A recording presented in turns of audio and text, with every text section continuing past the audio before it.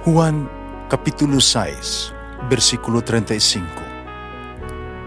Si Jesus miingon kanila, "Ako mao ang pan nga naghatag sa kinabuhi. Ang muari kanako dili nagayod gutomon, ug ang mutuo kanako dili nagayod uhawon." Ang mga puno Pan sa kinabuhi. maglikon unta sa mong pagtuo ug gagaka kami sa pagtuman sa imong mahal nga kasuguan. Ginumanaa kaninyo. Santos Ebanghelyo sumala ni San Mateo. Si Jesus bibiya ni atong dapita, misubay sa dapli sa lanaw sa Galilea. Mitunga siya sa usa ka bungtod, milingkod didto. Nya may dakong panon sa mga tao nga miduol kaniya. Nagdadag mga bakol, mga buta, mga lulid, mga amang uban pang mga masakiton nga ilang gibutang sa tiilan ni Jesus.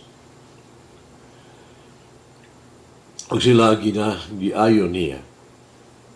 Natingala ang mga tao sa pagkakita nila sa mga amang nakasulti, mga lulid nga ayo, mga bakol nga nagkalakaw, mga buta nga nakakita, ug giday nila ang Dios sa Israel.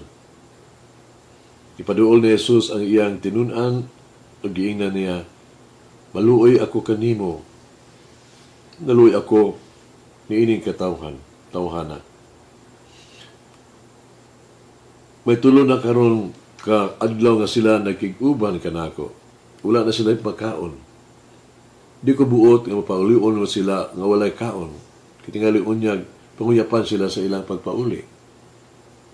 Ang mga tinunan ng utana kaniya, asa ba kita mangitag igong pagkaon dinhi ni ining dapita, nga awao, kung ipakaon ini mga tawhana? Pila ba ang paan nga anaa kaninyo ng utana sa Jesus?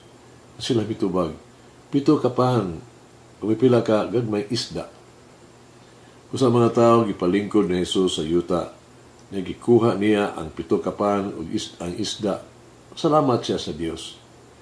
Gipikas-pikas kini, gipikas-pikas, gihatag ngadto sa mga tinunan, gihatag usab kini sa mga tinunan ngadto sa mga tao.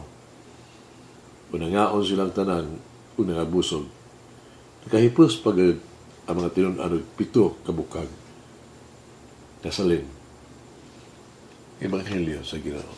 Pasalamati ang Ginoo kay siya maayo, ang iyang gugma mulungtad hangtod sa kahangturan. Pasalamati ang Dios sa tanang mga Dios, ang iyang gugma malungtaron. Pasalamati ang Ginoo sa mga Ginoo, ang iyang gugma balungtaron.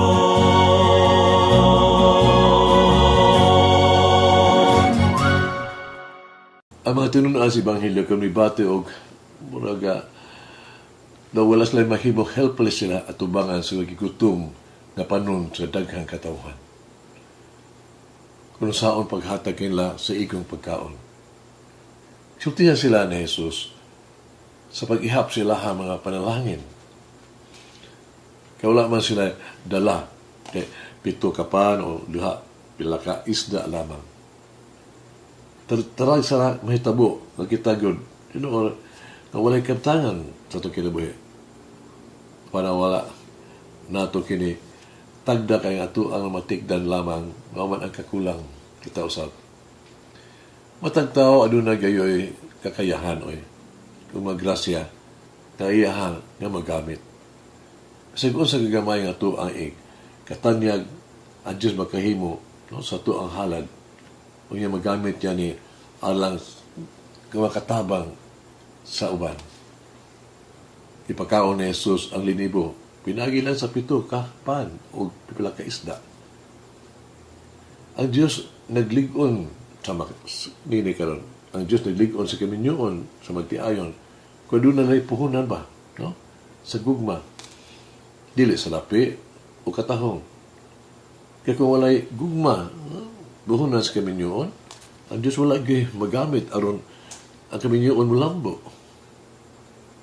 Kung mawala karon ang kwarta o katahong, walay mahibilin nga bugkos aron mahiusa na sila. Kung ang gugma makiusa kanila, makalisdanan, dili mahimong kulga silang kaminyoon. Hinuon, kini makapalig-on sa ilahang panagkiusa. Kung ang ngirikanan karon, no? Walay buhi nga pagtuo. Walay pagtuo. Ang bunya silang anak, no? Himula man ka tawag to ka social activity. Kalihukan. Nga dili kini gyud makaayo sa tinuod nga makahatag tinuod nga kinabuhi sa pagtuo sa ilang anak. Kung ang ginikanan mapakita sa bunyag uban sa tinguha sa pagkadako sa bata isip usa ka maayong Kristohanon, ang Dios mutabang jud kanila sa ilang buluhaton. Kung bugatan kita karon sa mga problema o mga responsibilidad sa kinabuhi, ayaw pa reklamo o dili kang muhunong. Ipa ang imong mga panalangin o mga kamtangan. Kamu adunay uban kaninyo nga tuwag nito nalipitula ka tinapay o pila ka isda. Buhaton ni Jesus kung unsa ang anaan nimo, padaghanon kini sa daghang nga higayon. Isa mag-ampo kita. Diyos sa gugma, imong anak si Jesus, ang imong labing dakong gasa kanamo, timailhan siya sa imuhang gugma. Tabangi kami sa paglakaw ni Ana nga gugma sulod sa simana sa Adviento. Ning mga simanaha, samtang kami naghulat ug nangandam sa iyang pag-abot. Mag-ampo kami sa ngalan ni Jesus among magluluwas. Amen. Mama Mary, teach me to be faithful and grateful for the grace and gifts that God has bestowed on me. Umulangin ang Diyos pagagagahom sa tanan, Amahan, Anak, Espiritu Santo. Amen. May the Lord of the divine mercy bless us all, heal us from all diseases and suffering. Ayun unta niya kita, tanang mga sakit na sa lawas o sa kalag, body and soul. In the name of the Father, the Son, and of the Holy Spirit. Jesus, I trust in you. Amen.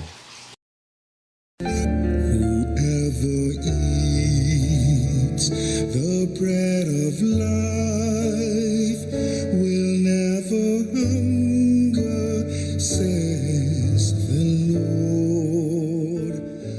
Kay galaan inyong nabati ang pagpaambit ug hamubong pamalandong sa pulong sa Dios pinaagi sa tulumanon pan sa kinabuhi nga gidumala ni Monsignor Daddy Silva. Hangtod na usab sa sunod higayon, daghang salamat. The bread of life.